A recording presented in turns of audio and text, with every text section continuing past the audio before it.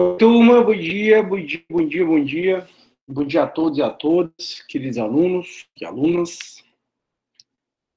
Tudo bem com vocês? Como estamos hoje? Oi, Sofia, bom dia. Show, show, show. Monique, bom dia. Show, show, show. Vou pegar aqui o nosso CPP. Bora para mais uma aulinha. Isso, CPP. Show.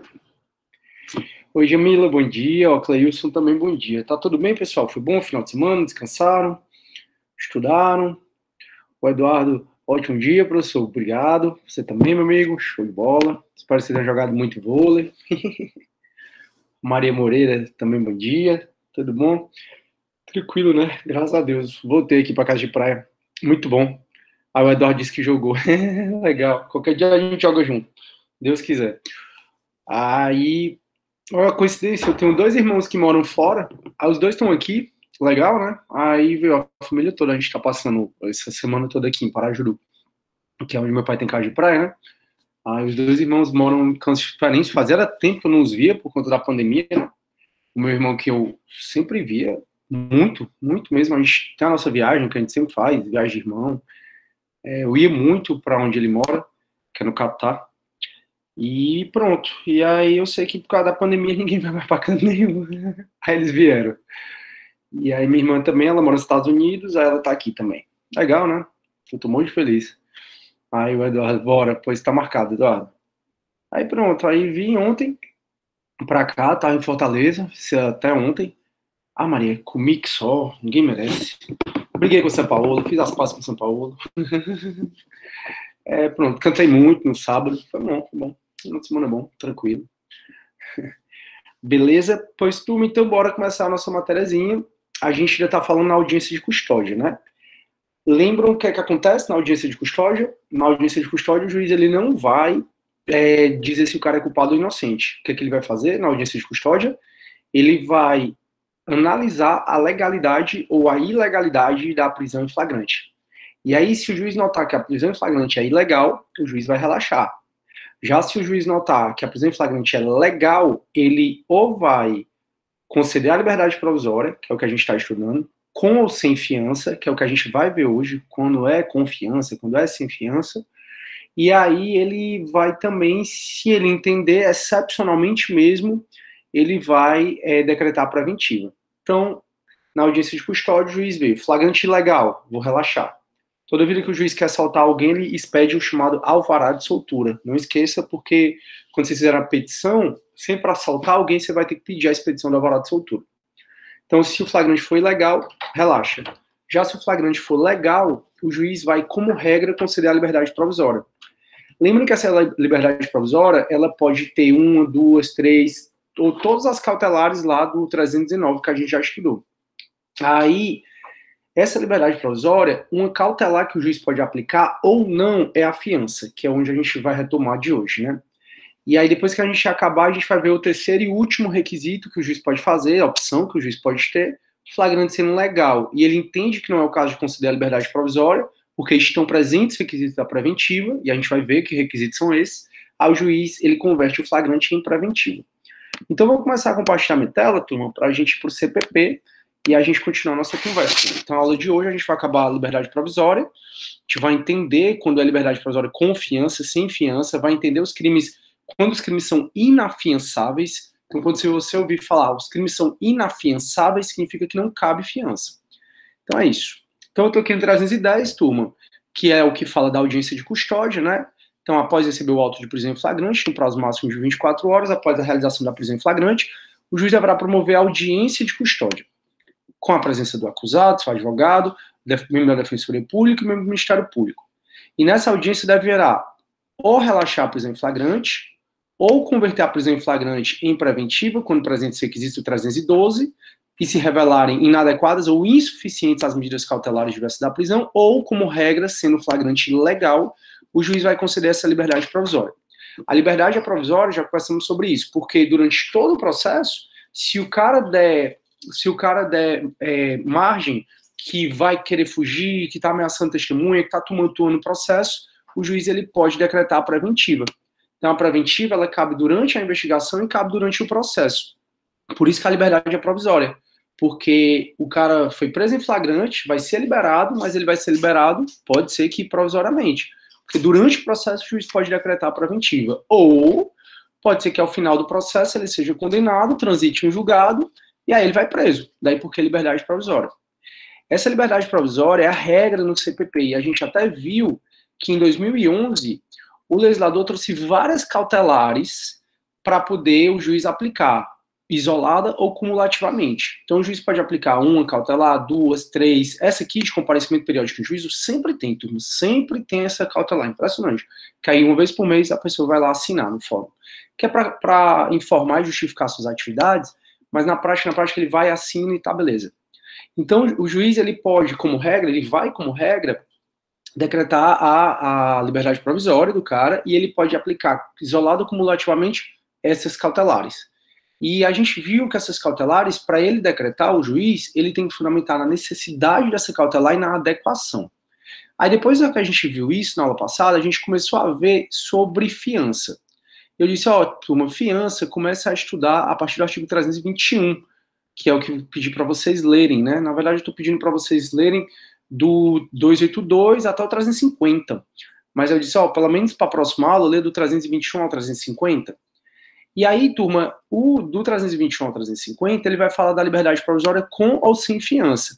E a gente está conversando sobre a fiança, né? A gente viu que a fiança é um valor, é dinheiro, é pedra preciosa, é metal precioso, que você vai dar em garantia que vai responder o processo em liberdade e que não vai tumultuar o processo. Por quê? Porque se você tumultuar o processo, tem os casos de quebramento da fiança. E a gente já viu que o quebramento da fiança é você perder metade do valor dessa fiança. Aí tem casos de quebramento da fiança e tem casos de perda da fiança. Quebramento da fiança é você perder metade do valor, como, por exemplo, você foi intimado para comparecer à audiência, você está em liberdade provisória, o juiz arbitrou fiança, você pagou, e aí você foi intimado para comparecer à audiência e você faltou. E faltou sem justo motivo. Se você faltou sem justo motivo, aí o juiz vai te intimar porque você faltou. Aí você não explica ou não dá uma explicação satisfatória. Aí, nesse caso, o juiz determina que você perdeu metade do valor para o fundo penitenciário. Já vimos sobre isso. Aí, na aula passada, eu acho que o site do TJ estava com problema e eu não consegui mostrar para vocês onde é que você paga a fiança. Turma, é sempre bom vocês que estão no direito, né? É sempre bom vocês visitarem as páginas dos tribunais, certo? Tem muita coisa interessante para você ver. E aí o site do tribunal, ele é muito acessível, ó. Ele tem aqui, ó, links interessantes para o cidadão, para o advogado, para o magistrado e para o servidor. Então, no caso do advogado, ó, tem várias coisas legais aqui, ó. Em especial esse custas e emissão de guias. Quando você vai pagar umas custas de processo, vai entrar com processo civil, vou precisar pagar custas. Eu vou entrar com mandado de segurança, vou precisar pagar custas. As ações que precisam de custas, ou quando você precisar fazer um depósito judicial, você faz através daqui, ó. Custas e emissão de guias, que é o FERMOJU. FERMOJU é um fundo de reaparelhamento do Poder Judiciário. Com o dinheiro do FERMOJU, o judiciário, que é muito grana, o judiciário ele se moderniza, né? Ele compra computador, ele se moderniza, ele vai, investe em sistema, essas questões todas. E aí, turma, dentro desse link, você acha tabelas de custas processuais 2021. Então, por exemplo, você vai entrar com ação civil, por exemplo, ou uma ação que precisa de custos. Aí você vê aqui quanto é que vale cada uma das ações. Ó. Veja que é bem carinho. Por quê? Porque é somando tudo isso. Ó. Então, ações acima de 1 milhão, 761 você paga para o FERMOJU, mais 794 para a Defensoria Pública, mais 999 para o Ministério Público. Ou seja, não basta a dotação orçamentária que é dada por esses órgãos, a sociedade ainda paga mais quando entra na justiça. A Justiça do Ceará é conhecida por ser uma justiça mais cara, uma das mais caras do Brasil, infelizmente. Aí tem várias turmas, tipos de ação aqui, ó, carta de ordem, rogatória, conflito de jurisdição, aí você vai vendo aqui, certo? No caso da fiança, quem vai arbitrar ou é o delegado, ou é o defensor, ou o delegado, ou é o juiz, né? Aí hoje a gente vai ver quanto eles vão arbitrar para você sair. Aí vamos supor que eu fui preso em flagrante, fui para audiência de custódia, o meu crime, ou então cheguei na delegacia, o crime era de furto, pena até 4 anos, a gente fica, o delegado pode arbitrar a fiança. Aí o delegado olha os requisitos para ele arbitrar a fiança, ele diz, sua fiança vai ser 10 mil reais. Então eu só vou sair quando eu pagar esses 10 mil reais. Aí, como é que eu faço? Eu peço para o meu advogado ou para alguém gerar a guia. É só entrar no site do TJ, entrar em Fermoju e tem aqui, ó, DAI para fianças criminais. Você clica nesse botãozinho e coloca aqui, qual é a serventia? Ah, é a comarca de Acopiara, é a comarca de Alto Santo. Aí você procura qual é a comarca aqui. Vamos supor que seja Assaré. Pronto, comarca de Assaré. Fui preso em Assaré.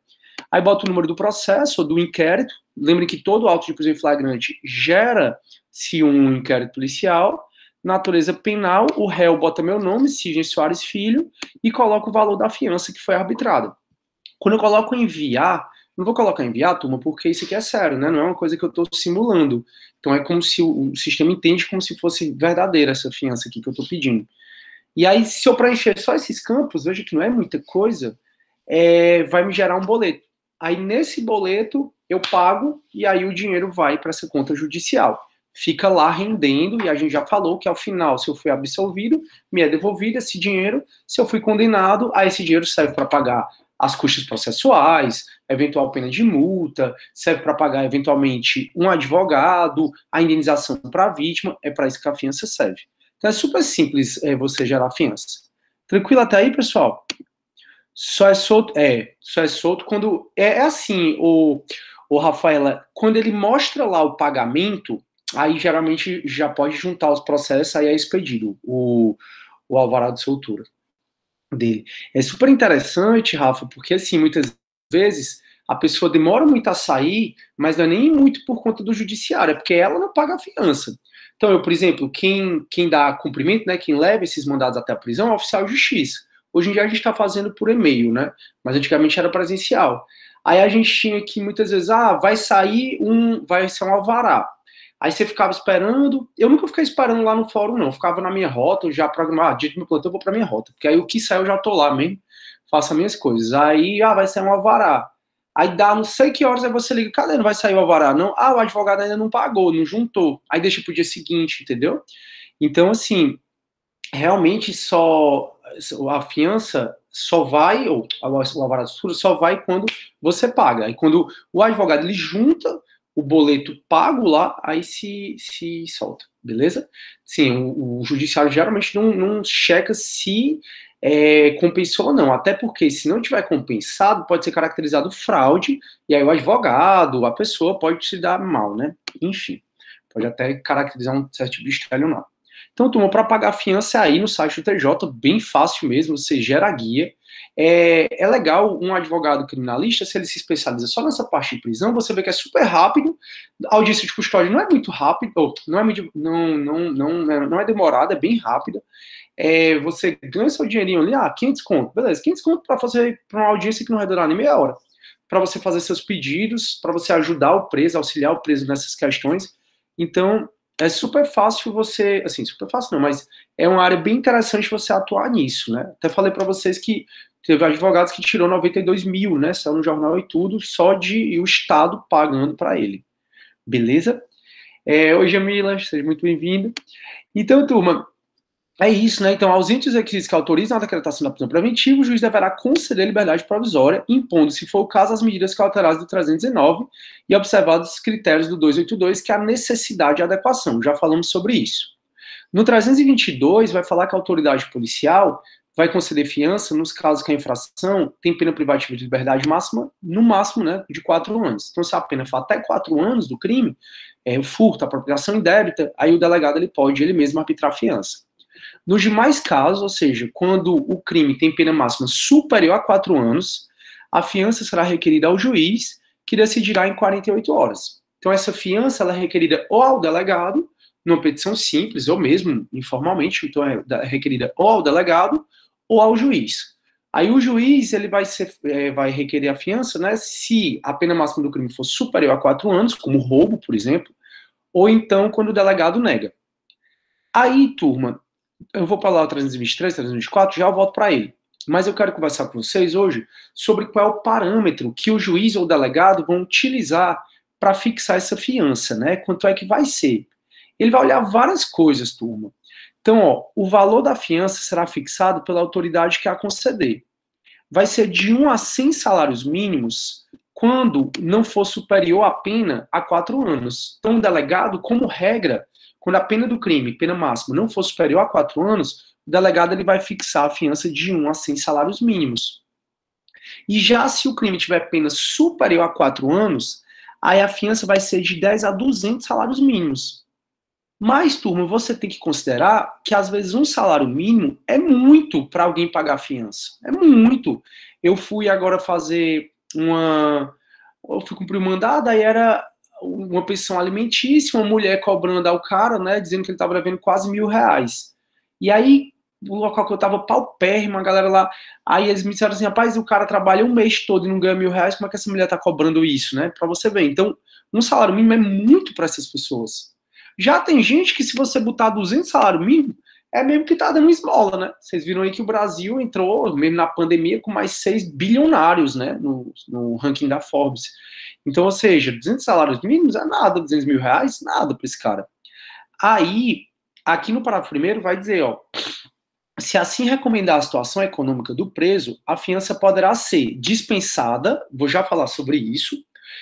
Na verdade, é quando o juiz nota que o crime cabe fiança e o cara não tem condição de pagar.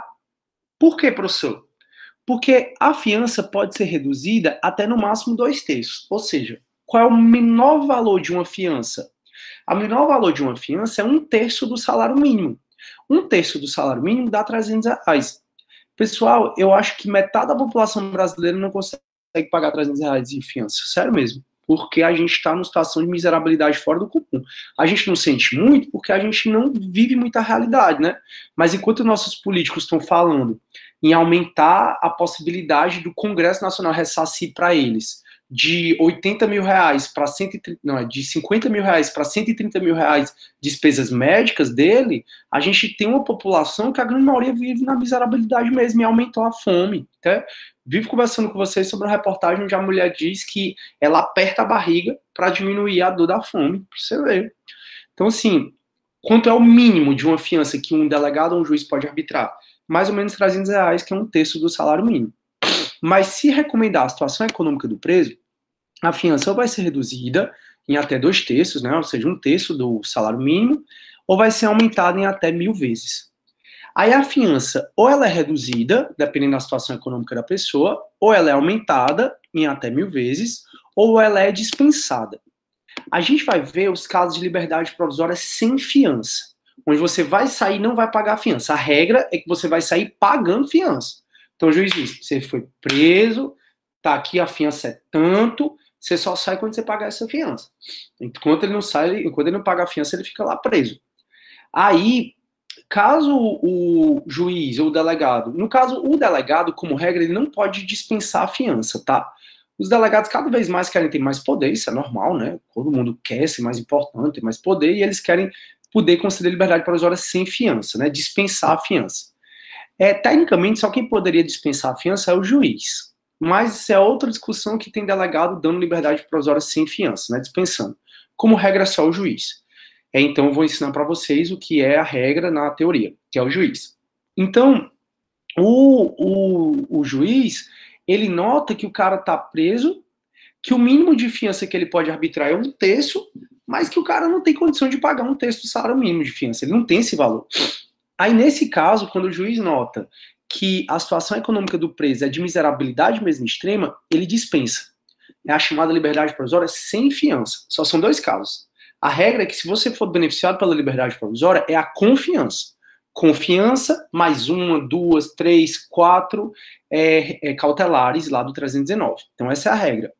Agora, se não tiver, se o cara não tiver condições, e em outra situação que eu vou já conversar com vocês, o juiz vai dispensar a fiança, é onde ele vai sair em liberdade provisória sem fiança.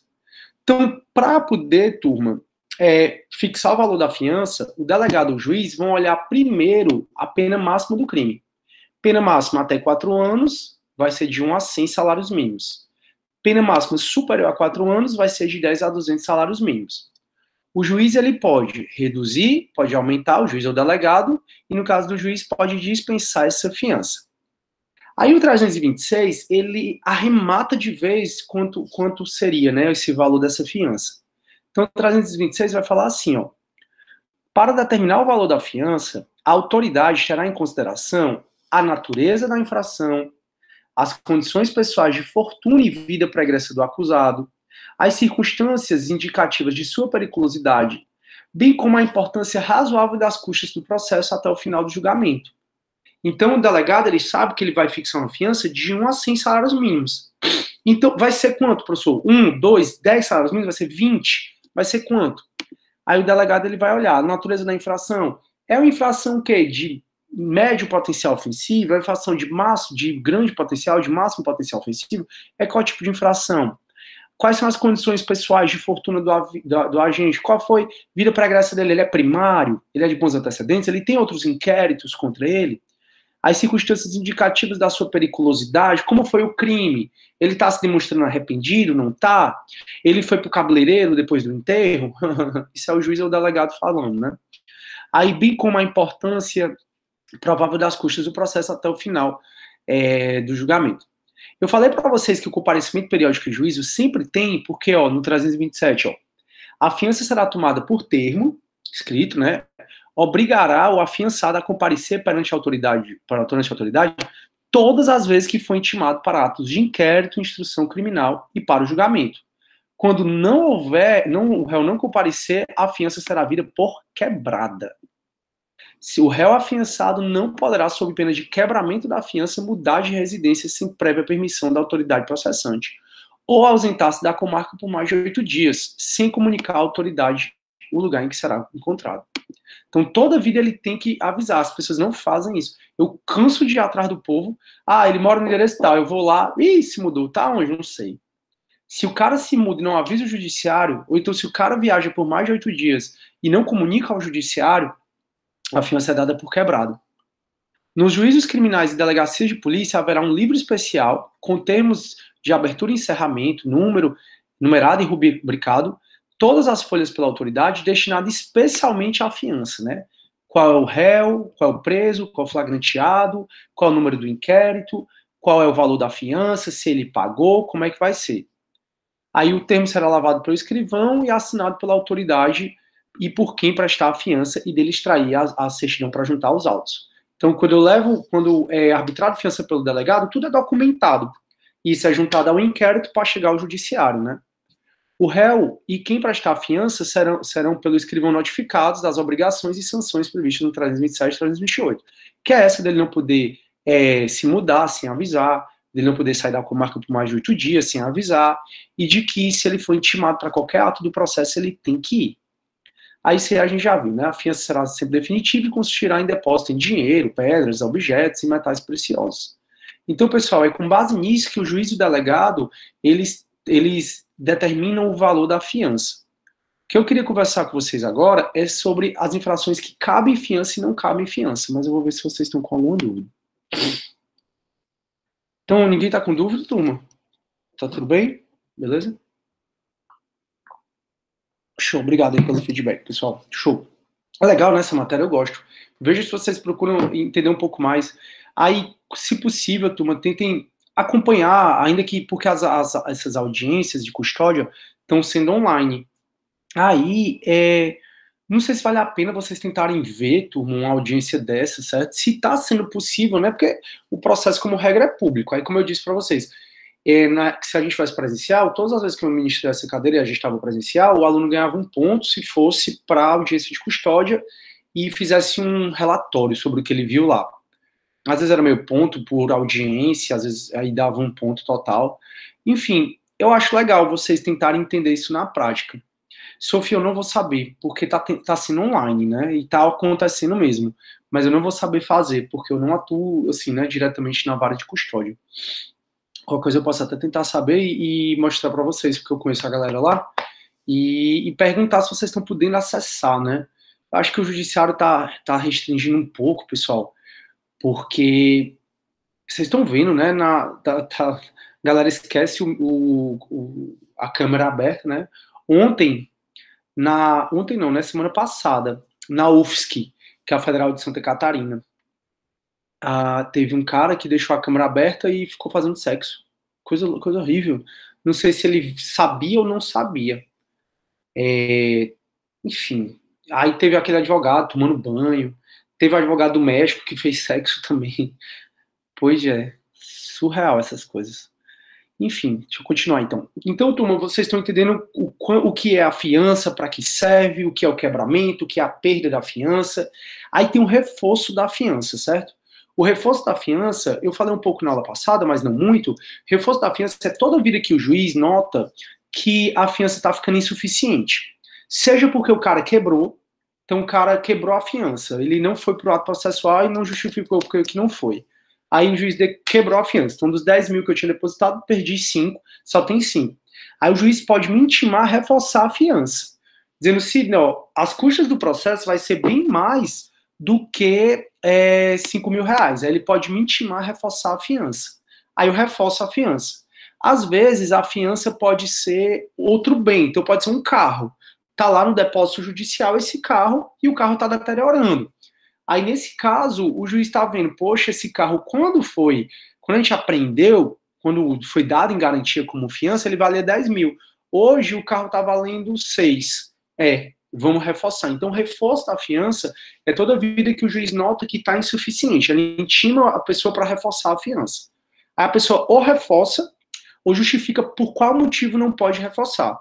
O juiz, a depender do caso, e se tiver presente os requisitos, ele pode decretar preventiva ou pode aceitar que não vai haver o reforço. Beleza, beleza? Show. Aí o que a gente vai estudar agora é quando cabe fiança e quando não cabe fiança. Então a gente está falando do 310, né, turma, do Código de Processo Penal, e aí eu disse para vocês, no 310 o juiz vai analisar a legalidade ou ilegalidade da prisão em flagrante. Ele vai, se ilegal, vai relaxar, se legal, ele concede como regra a liberdade provisória, que é o que a gente está estudando. Essa liberdade provisória vai ser com uma, com duas, com três, com as 9 medidas cautelares lá do 319, fundamentada na necessidade e na adequação dessa cautelar. Essas cautelares, elas vão ser arbitradas com fiança ou sem fiança. E a regra que o juiz vai fazer isso na audiência de custódia, conceder a liberdade provisória. Só em último caso, ele vai converter a prisão em flagrante em preventiva. Quando presentes os requisitos, que a gente vai já ver quais são esses requisitos, e se revelarem inadequadas e insuficientes as medidas cautelares do 319. Então, como regra, o juiz vai conceder essa liberdade provisória. E a regra é a liberdade provisória com fiança. Então, a regra, turma, é que a pessoa que foi presa em flagrante, ela vai responder o processo em liberdade desde que ela pague fiança. Por quê? Porque a exceção é não caber fiança. Quase todas as infrações penais, quase todas, cabem fiança. Por isso que o código ele não vai dizer quando é que a infração penal cabe fiança. Ele vai dizer quais são as infrações penais que não cabem fiança. E essas infrações penais que não cabem fiança estão no 323 e no 324 do Código de Processo Penal. Então, no 323 e no 324, tem as infrações penais que não cabem a fiança, que é a exceção. Então, a regra é que toda infração penal cabe fiança.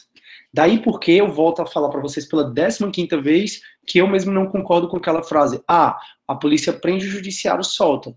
O judiciário só solta, como vocês estão percebendo, porque quando a polícia prende alguém em flagrante, na audiência de custódia, como regra, o judiciário vai conceder a liberdade provisória, porque a lei está mandando. E como regra, essa liberdade provisória é a confiança.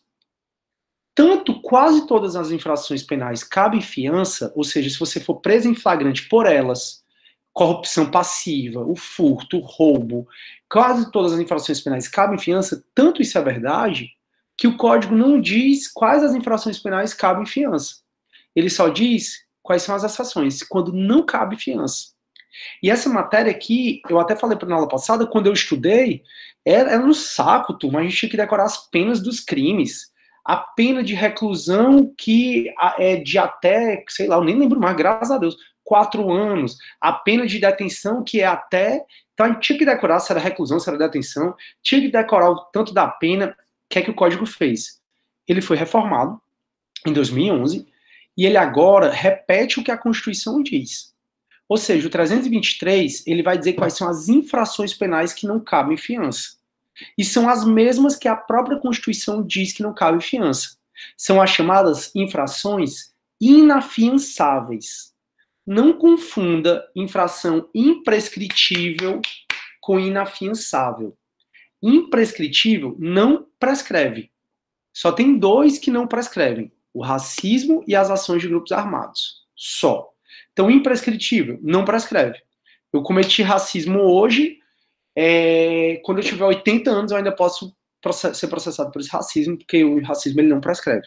E as ações de grupos armados, civis ou militares, contra o Estado Democrático de Direito e a ordem constitucional. Pronto. Já a infração inafiançável são só essas aqui, ó.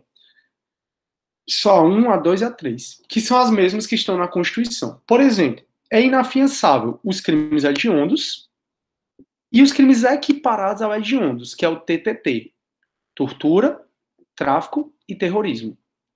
Então, são inafiançáveis os crimes hediondos, que são os que estão na Lei 8.072 de 90, no artigo 1º. Então, no artigo 1º da Lei 8.072 de 90, tem os crimes hediondos, que é, por exemplo, o estupro, é o homicídio qualificado,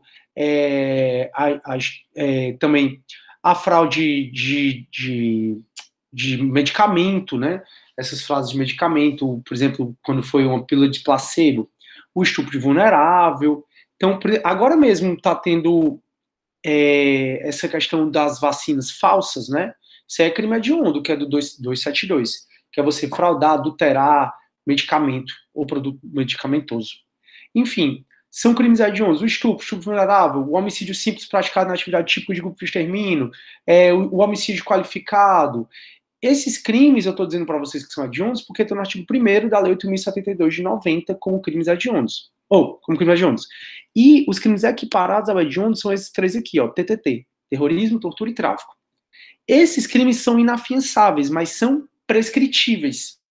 Então, nas provas, elas caem assim: os crimes hediondos e inafiançáveis, os crimes hediondos e equiparados são inafiançáveis, correto, e imprescritíveis, errado. Então, crime inafiançável e imprescritível é só o racismo. Só o racismo é inafiançável e imprescritível. Então, se eu for preso em flagrante pelo racismo, eu não vou poder sair em liberdade provisória com fiança. Eu posso sair sem fiança. Essa parte vai parecer confusa, mas vocês vão já entender por quê. Então, o racismo, ele admite liberdade provisória, sem fiança. Com fiança, não. O crime hediondo equiparado, ele admite liberdade provisória sem fiança. Com fiança, não. Parece confuso, porque como é que pode, professor?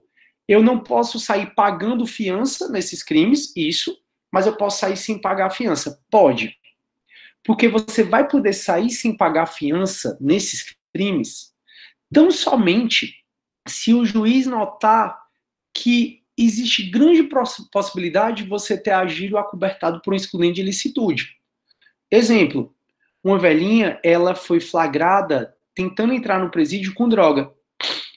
Aí ela foi feito auto de prisão em flagrante, foi tido testemunhas e tal, e todo mundo dizia que ela só estava tentando agir, que ela estava tentando entrar no presídio com droga, porque o neto dela tinha ligado para ela, dizendo que o pessoal do presídio ia matá-lo se ele não arranjasse droga. Ela ficou desesperada e foi entrar no presídio com droga.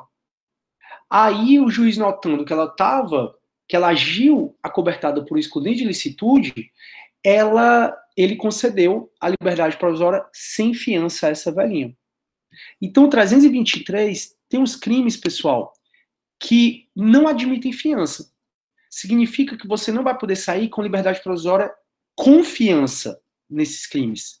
Nem no racismo, eu não posso pagar fiança para sair, nem nos crimes equiparados ao hediondo, que é o terrorismo, a tortura e o tráfico, e nem nos crimes hediondos. Também, naquele crime que é imprescritível, o outro crime que é imprescritível, eu não vou poder sair pagando fiança, que é nos crimes cometidos por grupos armados, civis ou militares, contra o Estado Democrático de Direito e a ordem constitucional. Então, ó, o inciso 1 e o 3 esses incisos trazem os dois crimes que são imprescritíveis e inafiançáveis. Então, se eu me juntar com vocês, por exemplo, com arma para derrubar o Bolsonaro, se a gente for preso em flagrante, a gente não vai poder pagar fiança para sair. E, pessoal, nesse caso, a gente, além de não poder pagar fiança para sair, são crimes imprescritíveis. Qual? O racismo e a ação de grupos armados. Agora, no inciso 2, traz crimes prescritíveis, todos esses são prescritíveis, porém inafiançáveis, que são os crimes hediondos e o equiparado ao hediondo. Ponto. Ou seja, o 323 só traz os crimes que a própria Constituição diz que são inafiançáveis. Todos esses estão na Constituição como inafiançáveis. Nenhum a mais, nenhum a menos. Todos os crimes, como regra, se você for preso em flagrante, como regra, você vai poder sair em liberdade provisória com fiança. Daí porque a polícia prende, o judiciário solta. Porque o legislador está falando que todos os crimes, como regra, cabem fiança. Só não cabe fiança, racismo, crimes hediondos equiparados e as ações de grupos armados. Esses crimes, muito embora não caibam fiança, cabe sim liberdade provisória. Qualquer questão de concurso, e é uma questão muito corrente, muito corriqueira, qualquer questão de concurso que diga tal crime não cabe liberdade provisória, está errada. Qualquer uma. Todo crime admite liberdade provisória. Tá dando para entender? Todo crime. Se eu for preso em flagrante, todo crime admite liberdade provisória. O que o crime pode não admitir é você sair em liberdade provisória com fiança. Quais são os crimes que não admitem você pagar fiança para sair? Essas quatro categorias que estão aqui no artigo 323. Então, no 323 tem 4 categorias de crime, né, que é o racismo, ação de grupos armados, os crimes hediondos, os equiparados, hediondos. Só esses, se você for preso em flagrante, você não vai poder pagar a fiança para sair. Mas, mesmo esses crimes que você não vai poder pagar a fiança para sair, mesmo esses crimes, você vai poder sair sem pagar a fiança. Quando? Quando for uma situação que admite você sair sem pagar a fiança. E qual é a situação que admite você pagar a fiança? A situação que admite você pagar a fiança é quando o juiz nota que você foi preso em flagrante, mas você agiu muito provavelmente acobertado por uma excludente de ilicitude. Isso está no 310, parágrafo 1º. O 310, parágrafo 1º, então, é um dos 2 casos de liberdade provisória sem fiança. Então, como regra, se eu for preso em flagrante, eu vou sair em liberdade provisória pagando fiança, com fiança. Contudo, o 310, parágrafo 1º, ele traz um dos 2 casos de liberdade provisória sem fiança. Se o juiz verificar pelo auto de prisão em flagrante que o agente praticou o fato em qualquer das condições do artigo 23 do Código Penal, que são as excludentes de ilicitude, poderá fundamentadamente conceder ao acusado liberdade provisória mediante termo de comparecimento a todos os atos processuais sob pena de revogação. Então, 310, parágrafo 1º, ele traz o caso de liberdade provisória sem fiança, que todo crime admite. Se o juiz notar, então, pelo auto de prisão em flagrante, que o agente agiu acobertado por legítima defesa, estado de necessidade, tipo de dever legal, exercício agora do direito, o juiz ele vai considerar a liberdade provisória sem fiança. Então, todo crime admite liberdade provisória. Se vocês virem no questão, o tráfico de drogas não admite liberdade provisória, está errado. Agora, o tráfico de drogas não admite liberdade provisória com fiança, aí tá certo. O tráfico de drogas é inafiançável, tá certo. Mas dizer que determinado crime não admite liberdade provisória, tá errado. Deu para entender, pessoal, tudo que eu falei? Sim, não, mais ou menos? Tranquilo? Deu sim, professor. Oi, Ian. Deu, né? Engraçado, eu não sei porque eu não ouvi o Ian, tá? Ian, repetiu o que tu falou? Não, só para dizer que deu tudo certo. Show, obrigado. É porque eu não sei porque eu não ouvi e não tava no mudo, não. Sim, então pronto, tá tranquilo, né? Show, valeu, galera, valeu. Então, turma, o 323, ele traz os crimes que não admitem fiança. Só esses 4. Só, mas nenhum outro. Por isso que se você for preso em flagrante, a regra é que você vai sair em liberdade provisória com fiança, pagando fiança. Pagar fiança, sair em liberdade provisória com fiança, acaba sendo um direito subjetivo do réu. Por isso que muitas vezes é bem bacana quando o crime admite fiança, porque você pagou fiança, você, tá liberado. Já os 2 casos que a gente vai ver de liberdade provisória sem fiança, um caso a gente acabou de ver, que é quando você é preso em flagrante, o juiz nota que você agiu amparado por um excludente de licitude, o juiz tem que ouvir um MP. Então, a liberdade provisória sem fiança, ela demora mais para tu ser liberado. A confiança, o juiz anota, tá presente esse requisito da preventiva? Não, não tá. Ou então o próprio delegado. Aí, então, já expede fiança aí, já libera esse cara. Então, a liberdade provisória com fiança, ela acaba sendo mais rápida, na prática, do que a sem fiança. Que a sem fiança, na grande maioria das vezes, tem que ouvir o MP. E o MP tem o prazo dele, né, para poder se manifestar. Que tem que, geralmente é imediato, né, mas às vezes ele demora um dia, tal, para se manifestar, e esse dia tu fica lá preso. Então, a regra é que todo crime cabe fiança. Só não cabe fiança, só não cabe liberdade provisória com fiança. Essas infrações do 323. O 323 traz crimes que não cabem fiança. Já o 324 traz situações que não cabem fiança. Então o juiz nota, é um crime do 323? Não é, cabe fiança. É uma situação do 324? Não é, cabe fiança. O juiz ele vai notar, então ele vai ler, vai ver o 323 e o 324 para saber se cabe fiança ou não. É um crime do 323? Não é. Tá na situação do 324? Não tá, cabe fiança. Morreu, é regra.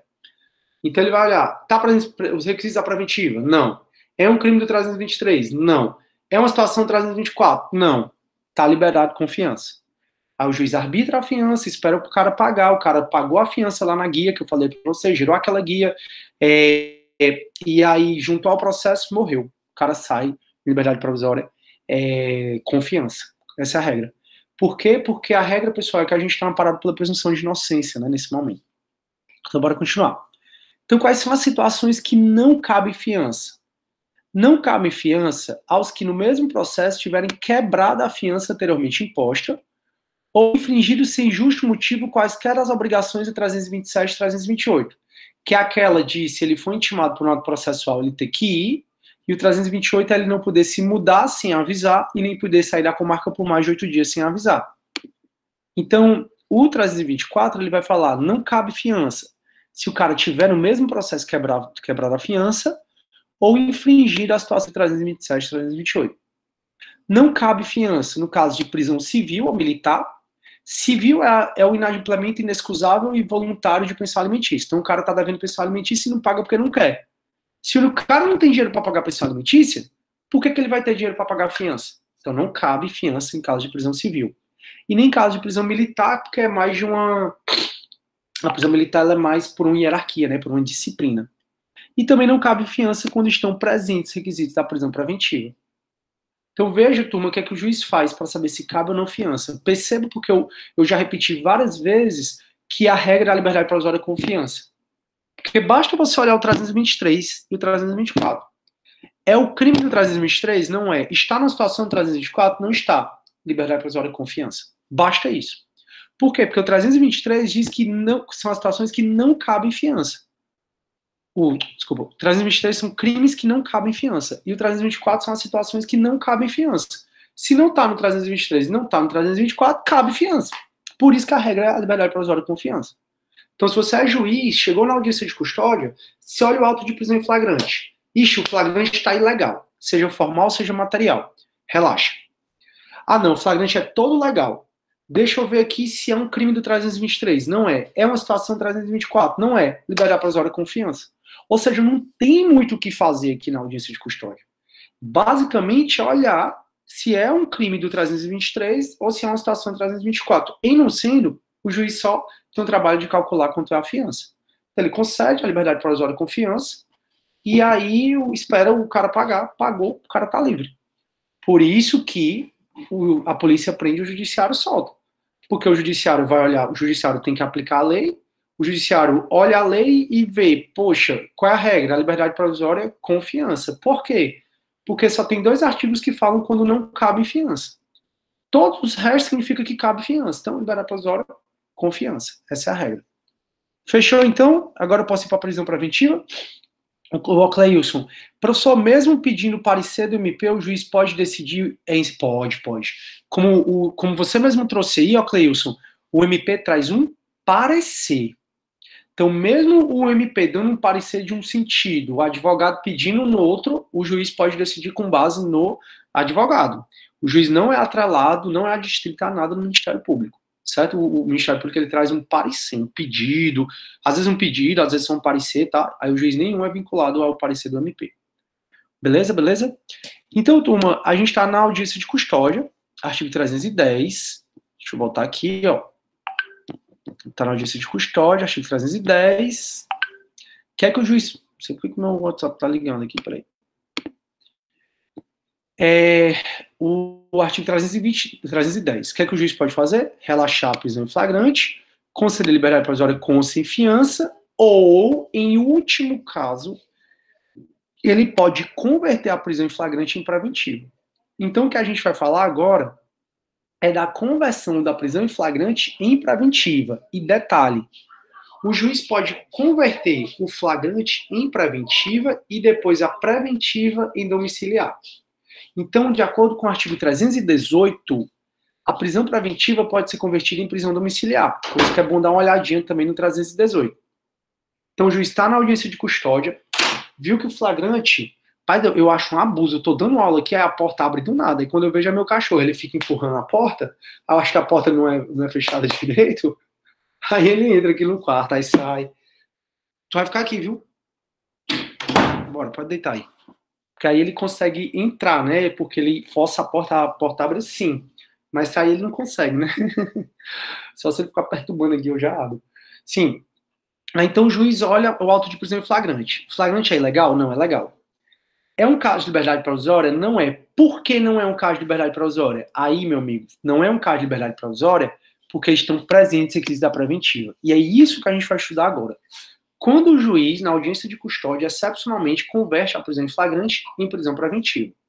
E mesmo ele decretando a preventiva, o cara ainda pode sair em prisão domiciliar do 318, que a gente vai já chegar. Por isso que a regra é que o cara vai ficar solto, mesmo tendo sido preso em flagrante.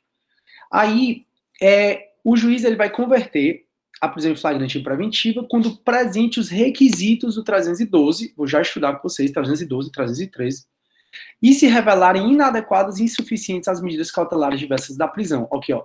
Só vai poder haver prisão preventiva, a conversão do flagrante em preventiva, quando for inadequada e insuficiente a concessão de liberdade provisória.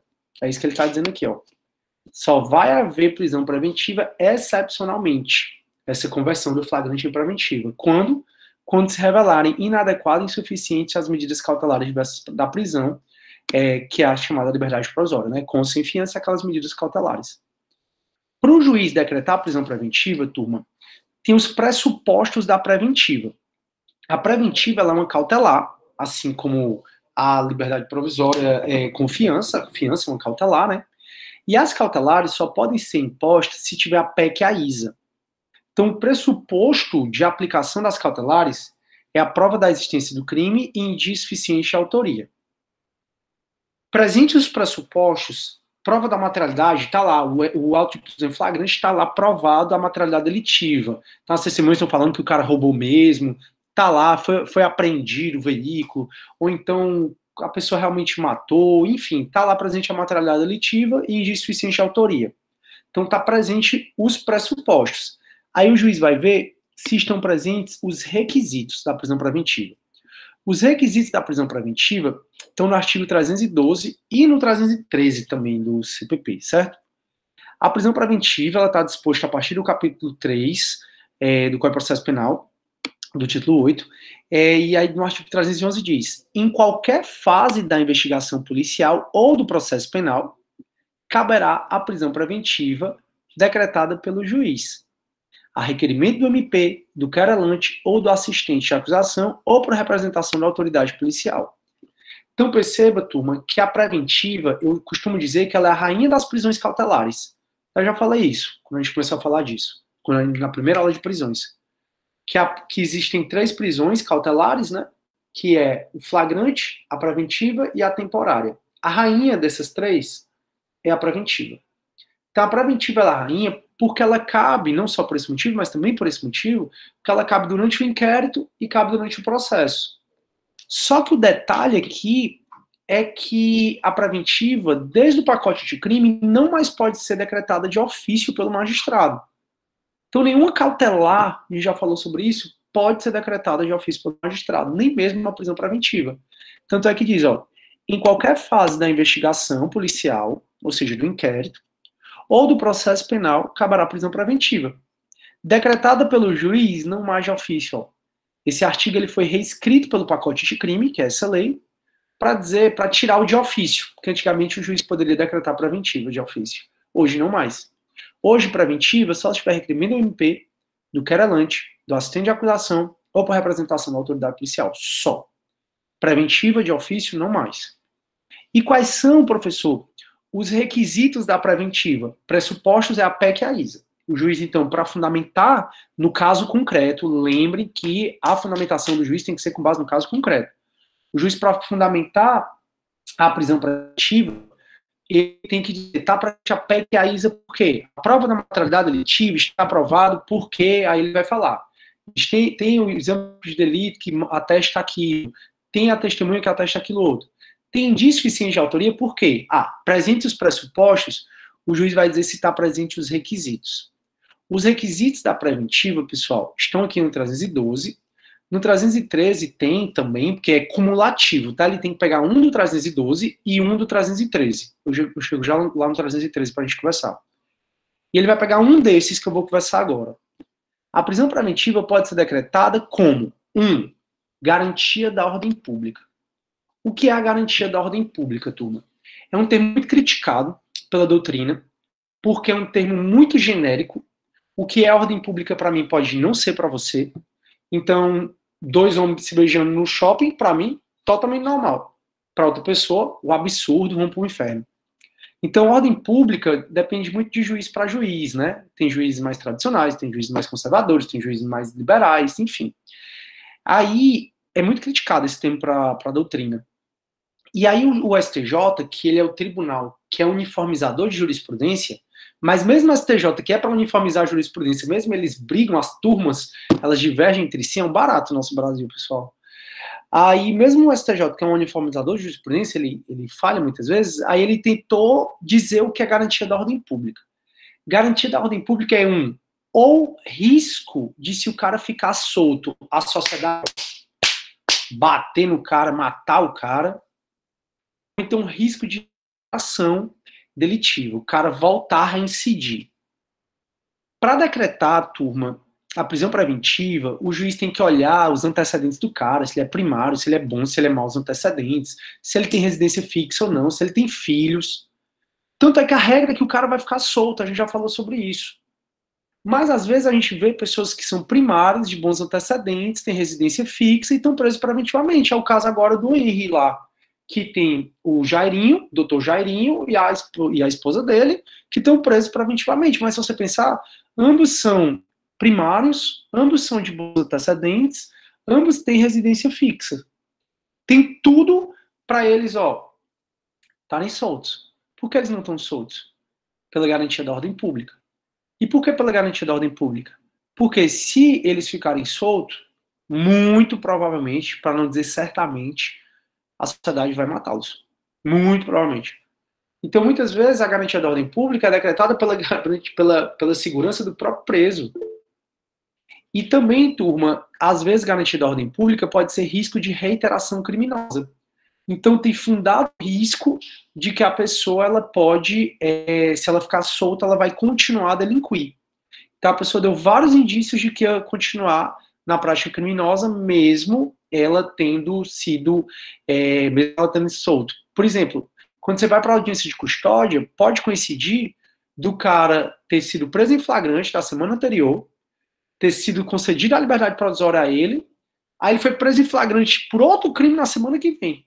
Aí o juiz disse, meu amigo, na semana passada eu lhe dei liberdade provisória para você responder o processo em liberdade, e agora você já cometeu outro crime, então eu vou decretar a sua prisão preventiva. Aí é garantia da ordem pública. Então isso é garantia da ordem pública. Oi, alguém levantou a mão aqui. Foi eu. Não, era só uma pergunta assim, é porque o senhor citou esse caso do Henry, né, do garoto Henry, que os dois foram presos, né, e ainda está havendo a investigação. Só que eu lembrei de um caso também do ano passado, de um garoto que caiu de um prédio em Recife, e aí houve a questão da fiança, né, que a patroa pagou 20 mil reais, se eu não me engano, E no caso dela, eu não entendi mais ou menos assim a diferença. Claro que claro, tem suas particularidades, cada um, é óbvio, né? Mas no caso dela também, não tinha, né? Não tinha antecedente, tinha endereço fixo, e aí ela somente pagou a fiança. Priscila, tu já perguntou respondendo. Primeiro, porque o direito não é casuístico, né? Cada um tem suas particularidades. E segundo, porque quem decidiu foram pessoas diferentes. Então, esse é o problema. Se um auto de prisão em flagrante fosse apresentado a cada um aqui dessa sala, a gente ia ter decisões totalmente diferentes. Por quê? Porque cada um tem sua individualidade, né? Tem sua interpretação, tem sua forma de ver. Então foram juízes diferentes que colocaram. Eu te dar mais exemplos que as pessoas ficaram presas preventivamente por esse motivo. Goleiro Bruno lá em relação a Lisa Samúdio, os Nardoni, todos ficaram presos preventivamente muito mais pela segurança deles do que outra situação. Entendeu? Então eu acho que tu já perguntou respondendo. Tá certo, obrigada. É porque se eu tava pensando, essa questão da fiança, ela gera muito polêmica, né? Às vezes, nesses Demais, casos, demais. é bem Porque polêmico. é assim, Priscila, as pessoas às vezes até dizem assim, no Brasil é o país da impunidade, porque as pessoas, oi, acabou de matar, a polícia prendeu, o judiciário já soltou. É muita vagabundice. Com certeza vocês já ouviram esse discurso, com certeza. E aí, na verdade, é porque quando a pessoa é presa em flagrante, ela ainda está amparada pela presunção de inocência. E como a gente está vendo aqui, liberdade provisória é a regra. Difícil é o caso de prisão preventiva. Daí porque, como regra, as pessoas vão soltas e a sociedade diz, Brasil é o país da impunidade. Mas não é, porque a gente tem a presunção de inocência, muito por causa disso. Aí o Ian... Professor, só uma pergunta, só para concluir aqui. Esse Instituto da Fiança, ele tem origem em que tipo de, mais ou menos, período? Foi de qual direito? A gente... Só por curiosidade. Não vou saber te responder isso com precisão, não. Eu sei do histórico, mas eu não vou saber responder com precisão isso não, Priscila. Acho que precisa pesquisar um pouquinho mais. Acho que é melhor. Aí o Ian, professor, esse critério da ordem pública, prender para evitar que a sociedade matá-los, a chance deles serem mortos dentro do presídio não seria maior. Mas no presídio, Ian, tem toda uma logística que o diretor do presídio faz, sabe? Dentro do presídio não é só socar os presos, não. É uma logística sem igual que o diretor tem que fazer. Ele tem que separar os presos por orientação sexual, por tipo de crime violento, não violento, crime com pessoas que cometeram crimes com nível, que tem nível superior que não tem. Essas prisões cautelares, por exemplo, o cara que é preso preventivamente e ele tem nível superior, ele fica separado dos demais. Então ele fica, o Ian, com pessoas de menor periculosidade. Aí é mais um problema de logística interno do presídio. E se a pessoa é muito visada, aí o presídio já toma cuidado para nada acontecer, porque se acontecer alguma coisa com ele, pronto. O diretor do presídio está exonerado e acaba o resto da vida dele, acabou, ele não vai ter mais emprego, não. Porque é muito sério, né? A sociedade vai cair em cima, aí os políticos vão ter que dar uma satisfação à sociedade, vão exonerar o cara, enfim. Aí, Jamile, mas no caso do Henry, eles também foram presos por atrapalhar nas investigações. Pronto, se está atrapalhando a investigação, aí é outro motivo, a gente chega já lá. Vixe que chique, mais organizado que a própria sociedade. Não, eu não sei se eu já conversei com vocês sobre organizações criminosas. A organização criminosa, ela é 200 vezes mais organizada que a sociedade. 200 vezes mais. Inclusive mais do que os próprios presídios. Eles têm até o Tribunal do Crime, né? Não sei se vocês sabem, já ouviram falar. Às 3 horas da manhã eles começam o julgamento e as penas dele é de decapitação. Um dia desse, faz um mês, 2 meses, eu não lembro com precisão. Foram 2 mulheres julgadas pelo Tribunal do Crime e as 2 foram condenadas a ser decapitadas. Aí apareceu o corpo delas aí. E a gente sabe que foi do Tribunal do Crime. O PCC tem até estatuto. Tá disponível na internet, só você ler. Bota estatuto do PCC, aparece. Então, assim, as organizações criminosas existem pela desorganização do Estado. Então, nossos políticos estão muito mais preocupados com os interesses dele, deixa a sociedade abandonada, chega uma organização criminosa e se estrutura, muito bem estruturado dentro das favelas. O pessoal tem hora de entrar na favela, tem hora de sair. Não acontece crime na favela. É surreal. Mas isso é outra discussão. Deixa eu voltar para cá. Aí, turma, então você pode ser preso preventivamente como garantia da ordem pública, Garantia da ordem econômica, que é para crimes, pessoal, principalmente relacionados ao meio econômico, por exemplo, você fraudar títulos da dívida pública, você fraudar títulos de bolsas de valores, aí é ordem econômica. Conveniência da instrução criminal. Opa, desculpa aí, pessoal. Conveniência da instrução criminal, pessoal, é exatamente o que a Jamile falou aí. Conveniência da instrução criminal é quando ele tá atrapalhando o processo. Como os Nardoni, por exemplo. Os Nardoni, eles foram condenados também pela fraude processual. Então, tinham fortes indícios, né, quando eles foram presos em flagrante, que eles fraudaram a cena do crime.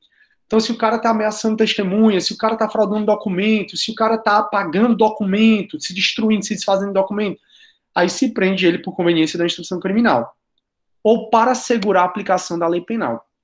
Para assegurar a aplicação da lei penal é quando o juiz nota que o cara tem risco concreto de fugir. Então, ele foi surpreendido comprando uma passagem para ir para fora, emitindo passaporte, quando ele dá indícios concretos que vai fugir. Então, são esses 4 os motivos da prisão preventiva. Vai ter mais um, que aí eu já falei para vocês, que é o descumprimento das cautelares, já mostro para vocês, está no parágrafo 1º. Mas a prisão preventiva poderá ser decretada como garantia da ordem pública, que é essa questão da segurança do preso e também ele não voltar a delinquir, isso é ordem pública. Garantia da ordem econômica, conveniência da instrução criminal, que é quando ele está ameaçando testemunha, fraudando o processo, atrapalhando as investigações, ou então para assegurar a aplicação da lei penal.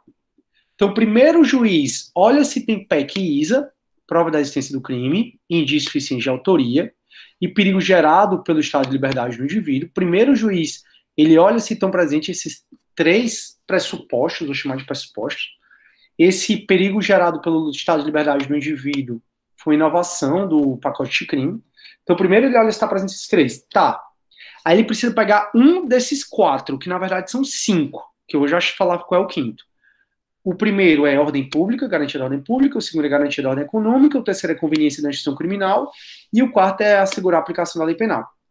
Então o juiz olha se está presente, se tem prova da existência do crime, se tem indício suficiente de autoria, e se há o perigo gerado pelo estado de liberdade do indivíduo. Tem esses 3? Tem. Aí ele vai e pega um desses que a gente está estudando aqui. Ou garantia da ordem pública, ou garantia da ordem econômica, ou conveniência da instituição criminal, ou assegurar a aplicação da lei penal. É o, tá, turma? Não é I. Então tem que ter esses 3 e um desses 4. E eu falo 5 por conta do parágrafo 1º, que a gente já viu esse aqui, ó. A prisão preventiva também pode ser decretada em descumprimento de qualquer das obrigações impostas por força de outras medidas cautelares. Então o cara mudou de residência e não avisou o juiz, que acontece muito. Então ele muda de residência e não avisou o juiz. O juiz pode decretar preventiva. Se tiver PEC e ISA e tiver perigo gerado pelo estado de liberdade dele. Então o cara saiu da comarca por mais de 8 dias e não avisou. Então o cara, ele ficou proibido de frequentar determinados lugares e foi. Então veja, como é que o juiz decreta preventiva? Ele tem que fundamentar se tem a PEC, se tem a ISA e tem que fundamentar o perigo gerado pelo estado de liberdade dele. Tem que fundamentar numa dessas 5 que a gente acabou de ver. Garantia da ordem econômica, garantia da ordem pública, conveniência da instituição criminal, aplicação da lei penal, ou o cara descumpriu qualquer medida cautelar. Então veja que ele tem que fundamentar em 4 coisas. Só que ainda tem uma coisa a mais, que é o 313. Ele também tem que pegar um do 313, tá? Então ele tem que pegar PEC, ISA e perigo gerado pelo estado de liberdade, um do 312 e um do 313. Olha como é difícil para um juiz decretar preventivo. Olha por que a sociedade diz que o judiciário solta. O judiciário solta porque o juiz tem que fundamentar na PEC, na ISA, no perigo gerado pelo estado de liberdade do indivíduo, em um do 312 e um do 313. Estão entendendo, turma? Anotem isso aí. PEC, ISA, perigo gerado pelo estado de liberdade do indivíduo, um do 312 e um do 313. Só assim ele pode decretar preventivo. O 313, ele vai falar quando é que é admitida a decretação da prisão preventiva. Tem que pegar um desses, tá? Nos crimes dolosos, só é admitido prisão preventiva se tiver pena privativa de liberdade máxima superior a 4 anos. Então a regra é que se eu for primário e cometer um crime de furto, de apropriação indébita, que a pena vai até 4 anos, a regra é a liberdade provisória mesmo, como eu estou sempre repetindo para vocês. Então, nos crimes dolosos punidos com pena privativa de liberdade máxima superior a 4 anos, aí é que vai caber prisão preventiva. Até 4 anos, como regra, não cabe. Pode caber, se a pena for até 4 anos, se eu for reincidente. Aí vem o inciso segundo. Se eu tivesse sido condenado por outro crime doloso em ter sido transitado em julgado. Então, se eu for reincidente em crime doloso, aí a preventiva pode ser decretada, mesmo a pena do crime sendo até 4 anos. Ou se envolver violência doméstica familiar contra a mulher, criança, adolescente, enfermo, os vulneráveis, para garantir as medidas de execução, para garantir a execução das medidas protetivas de urgência. Ou seja, pessoal, aqui no 313, o juiz tem que pegar uma dessas. Tem que pegar PEC, ISA, perigo de liberdade, uma do 312 e uma do 313. Qual é o 313? É a pena privativa de liberdade. O cara é primário, só vai caber preventiva se ele cometer um crime que a pena privativa de liberdade máxima foi mais do que 4 anos. Então foi um roubo, foi uma extorsão, foi um crime que a pena tem mais de 4 anos. Foi a corrupção, passiva, ativa. Também, se ele for reincidente em crime doloso, também não, né? Ou se ele for reincidente em crime doloso, ou se o crime envolver vulneráveis. Então, olha como é difícil decretar preventivo. O parágrafo 1º, turma, ele fala que vai ser admitida a prisão preventiva numa situação que cabe prisão temporária, que é o que eu vou falar para vocês na aula que vem. Também será admitida a prisão preventiva quando houver dúvidas sobre a identidade civil da pessoa. Então, quem é esse cara? A gente conhece? Pode fazer identificação criminal? Não pode. Mas a gente não sabe quem é ele. Quem é que conhece ele? Ninguém conhece. Então, vamos prender ele preventivamente até a gente descobrir que é ele.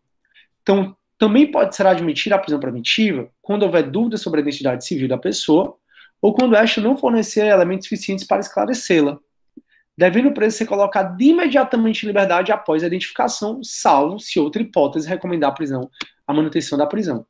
Então, turma, a preventiva, ela de maneira mais autônoma, né, tendo PEC, ISA e tendo perigo gerado pelo estado de liberdade, ela pode ser decretada de maneira mais autônoma, de acordo com o parágrafo 1º, se o cara não fornece elementos suficientes para identificá-lo. E isso cabe também, essa hipótese aqui, cabe também prisão temporária, que eu vou conversar com vocês na próxima aula sobre prisão temporária. Então, essa é a prisão preventiva. Aí, olha aqui, ó, dizendo que, como regra, não existe a execução provisória da pena, ó, não será admitida a decretação da prisão preventiva com finalidade de antecipação do cumprimento da pena, ao pacote de crime proibindo a execução provisória da pena, ou como decorrência imediata de investigação criminal ou da apresentação ou recebimento da denúncia. Ou seja, não é possível, a OAB cobra muito isso, o juiz já pega a prisão, já pega o pedido de prisão preventiva e já decreta de uma vez. Não. O que foi feito antes? Então, não pode caber prisão preventiva como decorrência imediata da investigação ou apresentação ou recebimento de denúncia. Então, só porque foi feita uma denúncia anônima, só porque foi feita uma denúncia por determinado crime, já vamos expedir a prisão preventiva. Não, não pode. Não pode. Porque, veja, a prisão preventiva ela pode ser decretada de maneira autônoma ou com essa conversão do flagrante em preventiva, né? O que o parágrafo 2º do 313 está dizendo pra gente é que se for feita uma denúncia contra mim, tá, Jamila foi lá e fez uma denúncia contra mim. Não pode, como primeiro passo, já o delegado representar pela preventiva e o juiz já decretar de imediato. Não pode. Não será admitida a decretação da prisão preventiva com finalidade de antecipação de cumprimento da pena, ou seja, a execução provisória da pena não pode, como regra, ou como decorrência imediata de investigação criminal ou da apresentação ou recebimento da denúncia. Ou seja, só porque foi feita uma denúncia anônima, só porque o juiz recebeu um processo criminal contra mim, ele já manda me prender de imediato. Não, não pode. É o que está dizendo no parágrafo 2º. Aí, a prisão preventiva em nenhum caso será decretada se o juiz verificar que eu agi acobertado por um excludente de ilicitude. É mais uma vez o código dizendo que se eu agir amparado por um excludente de ilicitude, eu vou sair em liberdade provisória sem fiança, certo? Aí o 315 vai te falar, a decisão que decretar, substituir ou denegar a prisão preventiva será sempre motivada e fundamentada. Na motivação da decretação da preventiva ou de qualquer outra cautelar, o juiz deve indicar concretamente, no caso concreto, a existência de fatos novos ou contemporâneos que justifiquem a aplicação da medida. Não será considerada fundamentada qualquer decisão judicial, seja ela interlocutória ou sentença, que só indique o artigo, prendo preventivamente pela garantia da ordem pública. Não. Por que no caso concreto está presente a ordem pública? Não vai ser admitida a prisão preventiva que empregar conceitos jurídicos indeterminados, como a garantia da ordem pública, é um conceito jurídico indeterminado, invocar motivos que prestariam a justificar qualquer outra decisão, então bem genérica, e não enfrentar todos os argumentos aduzidos, limitar-se a invocar precedente ou enunciado de súmula, ou deixar de seguir enunciado de súmula. Em outras palavras, são decisões nulas. Todas essas decisões aqui. Decisões que não estão com base no caso concreto. Decisão que só diz, está presente os requisitos da súmula tal. Tá, mas por que está presente esses requisitos? Tem que ser com base no caso concreto. E o 316 é o que fundamenta, turma, a revogação da prisão preventiva. Que aí diz assim, o juiz poderá, de ofício ou a pedido das partes, revogar a prisão preventiva. Então, às vezes, você como advogado, foi contratado porque o teu cliente está preso. Aí você vai e analisa. Está preso por qual motivo? Não. Está preso preventivamente. A peça que você vai ajuizar é um pedido de revogação de prisão preventiva, com base no 316. Então, o juiz poderá, de ofício ao pedido das partes, revogar a prisão preventiva. Decretar a prisão preventiva de ofício ele não pode, mas revogar ele pode. Então, o juiz poderá, de ofício ou a pedido das partes, revogar a prisão preventiva, se no correr da investigação do processo verificar que falta motivo para que ela subsista. Então, quando ela foi decretada, foi decretada legalmente. Só que depois foi decretada porque eu estava ameaçando testemunha. Aí, todas as testemunhas já foram ouvidas. Eu preciso ficar preso? Não. Acabou os motivos pelos quais eu fui decretada. Foi decretada a prisão preventiva. O juiz de ofício, ao requerimento, ele revoga a prisão preventiva. Então, o juiz poderá, de ofício ou a pedido das partes, revogar a prisão preventiva se no decorrer da investigação do processo verificar que falta motivo para que ela subsista. Ele pode novamente decretá-la se sobrevierem razões que justifiquem, mas nunca de ofício, ok? Aí o parágrafo único, pessoal, ele traz uma polêmica que está do tamanho do mundo. Lembra do caso do André do Rep? O André do Rep, ele foi solto pelo Marco Aurélio. Meu Deus, o nosso judiciário é uma bagunça, turma. Ele foi solto pelo Marco Aurélio, fugiu, aí a decisão do Marco Aurélio foi revogada, e aí ele fugiu e ninguém mais sabe cadê ele tá solto, é um grande chefe de uma facção criminosa que há muito tempo era procurado pela polícia, acharam, aí o advogado entrou na primeira instância, na segunda, entrou no STJ tentando soltar, ninguém soltou. Aí uma decisão de um cara, que é o ministro, né, o Marco Aurélio, por isso que eu acho que as pessoas têm, principalmente está se discutindo muito como é que pode uma canetada do Supremo mudar tudo. Como fala do Fachin, muito embora do Fachin foi confirmado, né? Vocês viram que a incompetência do Moro foi confirmada pelo Pleno, né? O Fachin unilateralmente anulou tudo. Aí todo mundo, poxa, que poder é esse que um ministro do Supremo tem? Pois pronto, o poder que o ministro do Supremo tem é tão grande que o juiz de primeira instância decidiu manter o André do Rep preso. O tribunal também, a STJ também. Aí vem uma canetada do Marco Aurélio, aplicando o parágrafo único aqui do 316, soltou o cara, foi para o Pleno revogou a decisão do Marco Aurélio, vamos prender o André do Rep de novo. Cadê o André do Rep? Foi embora há muito tempo. Aí o parágrafo único diz assim, decretada a prisão preventiva, deverá o órgão emissor da decisão revisar a necessidade da sua manutenção a cada 90 dias, mediante decisão fundamentada de ofício, sob pena de tornar a prisão ilegal. Então aqui, o que é que acontece? É a necessidade do judiciário rever a prisão preventiva de 90 em 90 dias. Aí, todo mundo, o André do Rep, ele não teve a decisão dele revista em 90 dias. Só que todo mundo disse assim, não, essa obrigação de rever a cada 90 dias é para um novo órgão do judiciário e não para o juiz. Foi meio que uma ginástica jurídica. Aí o Marco Aurélio foi literal. Eu disse, não. O parágrafo único 316, inserido pelo pacote de crime, está dizendo que o judiciário tem que rever de 90 em 90 dias. Foi revista a decisão do André do Rep? Não, não foi. Então tá ilegal. E toda prisão ilegal deve ser o quê? Relaxada. A Marco Aurélio, relaxou a prisão. Foi pro Pleno, e o Pleno ele decidiu que não, que essa obrigação é quando é outro juiz. Então, por exemplo, o juiz de custódia, da audiência de custódia, foi que decretou a prisão preventiva do cara. Aí, depois da audiência de custódia, o processo é redistribuído para um juiz que vai julgar o mérito mesmo do crime. Aí, esse novo juiz, de 90 em 90 dias, né, após 90 dias dessa prisão, ele tem que rever a necessidade da prisão preventiva. É assim que ficou a interpretação desse artigo. Mas, se você for pela literalidade, o Marco Aurélio está correto. Decretada a prisão preventiva, deverá o órgão emissor da decisão revisar a necessidade da sua manutenção a cada 90 dias, mediante decisão fundamentada. Aqui, por um lado, assim, né? O Marco Aurélio está correto, aspas. O Marco Aurélio está correto quando ele diz órgão emissor da decisão, quando você interpreta órgão, o poder judiciário, né? E o Marco Aurélio está errado, que é a interpretação que está prevalecendo, né? Quando diz respeito que o próprio juiz que decretou a preventiva é que tem que rever de 90 em 90 dias.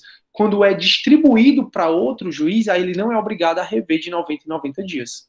É isso que está dizendo no 316, parágrafo único, né? Ó, decretada a prisão preventiva, deverá o órgão emissor. Quem é o órgão emissor? Para o Marco Aurélio é o Poder Judiciário. Para todas as instâncias, é o juiz que decretou. Então, deverá o juiz que decretou revisar a necessidade da manutenção da preventiva de 90 em 90 dias, né?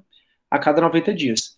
Mediante decisão fundamentada de ofício sob pena de tornar a prisão ilegal. E se a prisão é ilegal, tem que relaxar. Então, o problema todo foi que o Marco Aurélio interpretou que órgão emissor é o judiciário. E os outros, né, inclusive o Pleno do Supremo, interpretou que órgão emissor é o próprio juiz que decretou a preventiva. Então, quem decretou a preventiva foi o juiz da vara de custódia. Quando for para o outro não precisa rever depois de 90 dias. É isso que está falando. Beleza? Deu para entender como essa parte? Repita alguma coisa. Jamile. Oi. Se não pode tirar a dúvida de uma pergunta, eu fiz até no chat. Eu perguntei assim. Ah, não vi, não, desculpa. Caso... Quer falar ou eu vou falar aqui logo, né? No caso da prisão preventiva, é debilitada da pena final os dias que passa preso? Sim, sim. Tudo que você passa preso preventivamente ou provisoriamente por aquele mesmo crime é debitado ao final. Esse é um instituto que vocês viram em penal, um chamado detração, e que podem ver de novo em processo penal 3, se forem fazer a execução da pena. Entendi, obrigada. Não, de nada. Então, ô Vitória, se o cara foi preso, tipo, tá preso há 5 anos, teve o julgamento dele, e a pena dele foi de 5 anos, ele já é condenado e é solto. Aconteceu isso, sabe com quem? Nem lembro mais. Um caso muito famoso, que é o cara foi condenado e foi solto. Aí, mas como assim ele foi condenado e foi solto? Porque a pena dele já foi cumprida quando ele estava preso preventivamente. Então é possível, Vitória. Desculpe não ter lido, viu? É André do Rap. De nada, Lívia. Show. Não, quem tá falando, obrigado pra Maria Moreira. É André do Rap. Inclusive eu tenho até um aluno de monografia que tá fazendo o estudo desse caso. O Thierry, ele é muito bom. Beleza, turma? Pois então, turma, o que é que acontece? A gente acabou, então, prisão preventiva, acabou essa parte. Na próxima aula, próxima aula é feriado, quarta. Na segunda-feira, eu vou falar sobre prisão temporária. A prisão temporária é bem rapidinho, porque a lei é bem pequenininha. Aí eu falo da prisão temporária comparando com preventiva. E aí já na próxima aula, a gente acaba essa matéria e começa a próxima unidade, que é a ação penal. Que aí vai ser também, não vai... Assim, eu não quero demorar tanto, porque eu vou falar mais da questão processual da ação penal, porque a questão penal, vocês viram muito em Penal 1. Beleza? Pois, turma, então essa é a nossa aulinha. Fiquem todos com Deus. Muito obrigado aí pelas perguntas, pela participação. A gente se vê, então, segunda-feira que vem, tá bom? Já que quarta é feriado. Obrigada, professor. Boa semana e bom final de semana. Obrigada, professor. Tchau, tchau. Obrigado. Valeu, Lívia. Valeu, Jamílio. Tchau, pessoal. Para vocês também. Tchau, valeu.